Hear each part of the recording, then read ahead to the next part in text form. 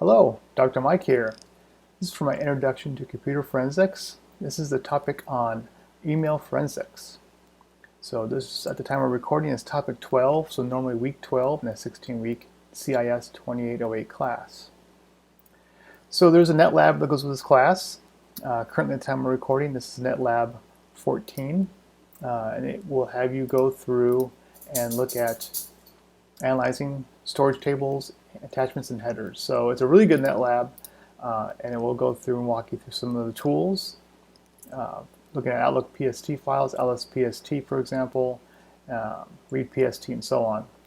So I'm not going to walk through the tools specifically. I'm just going to walk through about, again, really how some of these tools work and how emails look. So again, please make sure you walk through the NetLab assigned. Should walk you through and then give you a good background on some stuff I'll talk about and more. So, but again, so topic 12, emails. This does match with our open source, digital forensics with open source tools, chapter 7, the section on internet artifacts, mail artifacts.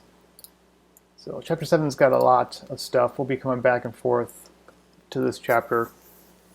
Short section, again, it's going to talk about really Outlook, but this is one of the main tools you're going to see that's used by most folks for their email. With the interaction of web-based email, it's a little different, but you can still get some of the basics even from web-based emails, so like Gmail or Yahoo email, if you were to get those email logs and email inbox and outbox. But again, the chapter is going to talk about the PST, the personal storage table, the PST file, and some of the different tools you can use to search on Windows, grep mail, Mailtrix, and so on. It's a pretty short section, so make sure you take look at it when you get a chance. So what I want to talk about is really just looking at emails in general. So again, email still the main things you can use for tracking suspects' communications. And the important thing is it's not just the content of the email, hence the actual message and any attachments. Also, we get metadata from the email showing the points of who it went to and where it went through, the different mail transfer agents it's bounced through, and the routing of the email, along with the date times. A lot of times you can reach out and get those logs from those mail providers or ISPs. So again, email headers. That's an example one we'll talk about in a second. We'll talk about reading it. Let's talk about mail encoding itself. There's some things to know about mail. It's the MIME format, and it is actually encoded. So emails are SMTP really only handles ASCII text. Now, again, we have secure SMTP, so the actual emails can be encrypted, at least the transmission can be encrypted. But once it gets to the inbox, it's unencrypted. How it's held within the email server and also the client app could be unencrypted and is usually only ASCII. So things like attachments, we'll talk about how those show up in there. So we get those parts. We have the actual format, how it bounces around, understand some of the basics of mail transfer agents, DNS lookups for email, and of course routing of emails. And some of that does come through here in the header. Again, we use TCP/IP. IP addressing should be pretty basic. We'll see some examples of that in a second. But understand the protocols that happen: POP, IMAP, and SMTP itself. So again, knowing how it breaks in smaller chunks. If you're analyzing like a PCAP file, it's going to be in more packets versus the complete message as you see in an inbox. And again, there's other types of email web protocols, but yeah, again, POP, SMTP. So SMTP really is the transfer agent. POP and IMAP are going to be what the end user uses to access their inbox and or compose and send new emails. HTTP, HTTPS really is the mainstay for a lot of communication now. So your Gmail, your Yahoo email, and so on, all from the web browser. But we do get multimedia internet message extensions, MIME, and this is how we handle attachments a lot of times. We'll look at that in a second, actually. So let's talk about how to read a header. So to read a header, we have certain fields, and it's going to track where it goes through. So here in this example, we start the X on the bottom. We get the actual arrival time. So there's this uppercase X dash. So this is going to help us get some information about, again, when they arrived, in the course date time, and in the time field, use a UTC. Return path itself, but go up to the next X mailer. We get the service version. It's the Internet Mailer service, and there's a version number attached to it. And we show the MIME version priority and so on. Those are pretty much straightforward. Your subject line, the two and the copies. But our next thing we'll look at is the X mailer, the message ID. So we can see the message ID and the server that has that message. So, and then from there we get to the receive. This is reading from really top down here, the message info itself, received chain, and it basically is from the originator down to the receiver. And you can see Internet Mail Service here, 5.52657.72. Again, Internet Mail Service 5.5. So you can see this is the end of the chain. So from top down, the sender, and we can see it's Microsoft SMTP, the date and time it was sent, received, and so we see the servers with the IP addresses that went through. So there's some stuff you can pull from the header.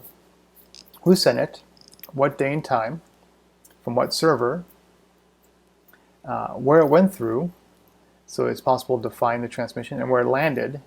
In this case, received by this server, wellsfargo.com, Internet Mail Service, the version number, the date, time it landed there. So no surprise, pretty quick, all the same day. And then we see the arrival time itself down here too. Pretty straightforward to read. Again, the to, copy, and the from, the email addresses. So we have the who, and we have the when.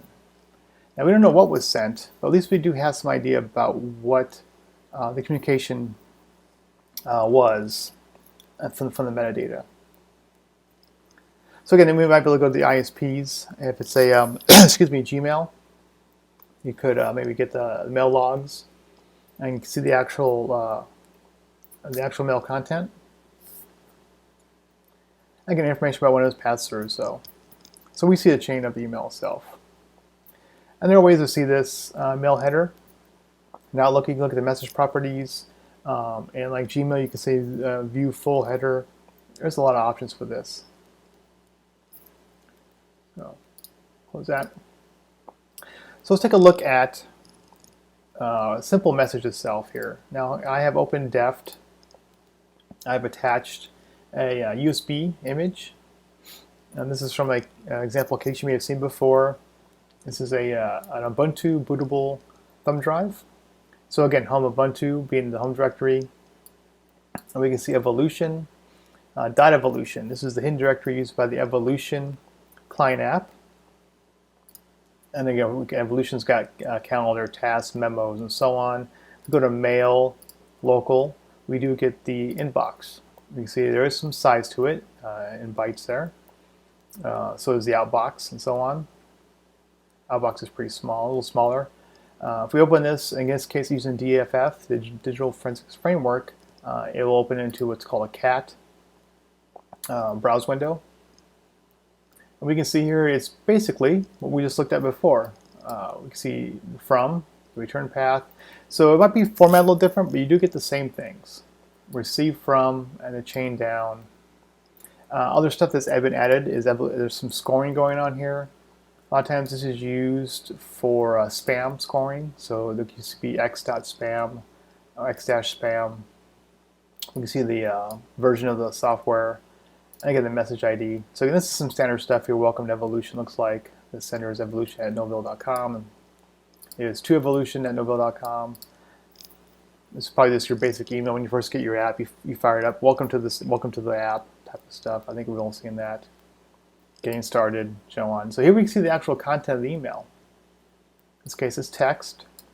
It could be HTML email. So you'll see HTML formatting. In this case, we have it's like text. And let's talk about attachments. And that's attachments, but anything that's binary in format. This is where the MIME format comes in. So our MIME format. So here we can say this is actually an HTML email. or there's some HTML content inside here. So again, you could almost take the from the top of the wrapper down to the bottom, and you to the /HTML, and you could probably just put that, there you go, right there, and put that into a simple text file and open it in a web browser. So say there's .html or HTML. So again, we see some differences in how things are transmitted and received. So not too uncommon to see HTML as being the most common format. Here we go, we actually see the actual attachments now. So this is HTML attachments here. These could be inline, embedded images, or they could be attached files. And how attachments are handled, or how binary formats are handled, images, binary attachments, zip files, and so on. They come across as base64 encoded. Quick tip here: if you look at a base64 encoding string, a lot of times how you know it's base64. Just a tip for me here is the equal sign. Base64 is a fixed length, and so you need some filler. Equal sign is used to fill those last few bits there sometimes. So again, equal sign is used as a filler. So you see equals a lot of times. That's a tip that it is base64. If you're not sure, you can always just copy the entire thing and dump it. But really, with email, we actually get a lot of things here. We get base64, our encoding, and we actually get the file name. So we actually know the extension already. It's a PNG. But again, let's say there's a mysterious attachment. You're not sure what it is. You just have a big blob of base64. How can you work with that? So I've got the copy of this. I think this one right here, I believe. One of these, or this one. And I put it into a file. This one right here, I think, IVB, yeah. So I got the last one here. I just put into a VI, put into a file called decode. Now I know it's a PNG file, so I can use something called base64 on the command line here and use the decode, and I'm going to decode this line here. I'm going to do the output to a PNG file. And now if I look at this, you can see there it is. That's the image file. Not very exciting. It's like it's a nice big block. It's probably an HTML graphic somewhere for an HTML email. So that's how we can do that. So we just look at it that way. Now, if you're not sure what it is, you can, of course, open this in a hex editor. Now, say we weren't sure what it was, but we left the extension. And we look at with the hex editor, we can grab again the first 4 to 5 bytes, and you go somewhere like let's copy that, and we can go to our file signature. Oops. And copy that. So A9, look at that 54E, submit, and we know it's a PNG file. So again, if you have a mysterious base64 attachment with no extension, you can decode it with the method we talked about before. But again, come back to email now. But come back to email, it's going to tell you what it is. A lot of times, the file name. It's going to tell you the encoding, and it's going to give you the encoded string right there. So it's really laid out for you. Very nice. Nicely done there. So that's just a quick look at how you might go in and find emails. In this case, even evolution. So understand the different apps. If this was a Windows machine, let's say an Office environment, probably an Outlook.pst file I would look for. You can search for that with certain like DFF. A lot of these tools, DFF, Autopsy, actually will have mail extraction utilities. To actually even go beyond that, it'll extract the content of the email, the header, as well as any attachments or in the MIME data. So, and even decode it for you sometimes. So, again, you have tools at hand to help you walk through the process of getting to the emails quickly, seeing their metadata, seeing their content, seeing their attachments. But I just want to go back to show you the basics of how you can manually look at emails, how you can manually read these headers,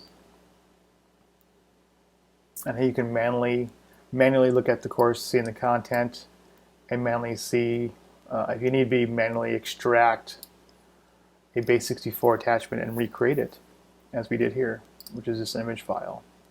So anyways, that's really it for emails. Make sure you walk through the NetLab.